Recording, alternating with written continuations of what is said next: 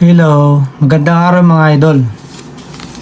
Sagutin natin yung tanong ng ating kaibigan, paano mag-apply dito sa South Korea. Unang-una mga idol, sino ba yung mga karapat-dapat na makapunta sa South Korea mga idol?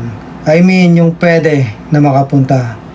Unang-una, yung edad mo mga idol, dapat ikaw ay 18 years old hanggang 38 years old below mga idol. Pag lumampas ka na ng 38, hindi ka na pwede na makapasok sa registration. Pangalawa mga idol, dapat ipasa mo ang EPS topic exam mga idol. Yan ay ginaganap sa DMW mga idol.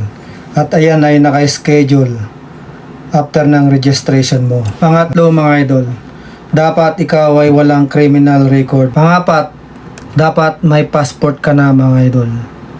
Dapat yan ay valid ng 1 year.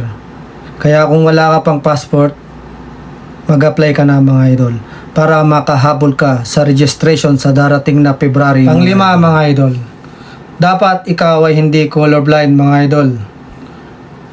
Dapat mababasa mo yung Ishihara colorblind test. Panganim mga idol, dapat ikaw ay walang HEPA. Pangpito mga idol, dapat ikaw ay walang TB mga idol. Pwede kang may TB pero dapat hindi active mga idol. Kasi nagagamot naman yan eh. After mo maggamot, 6 months ba yan? Ganyan. Magkakaroon ng scar yan. Pero okay lang yon. Basta hindi na siya active. The final. Pangwalo, dapat ikaw ay walang AIDS mga idol. O walang HIV. Ayan mga idol.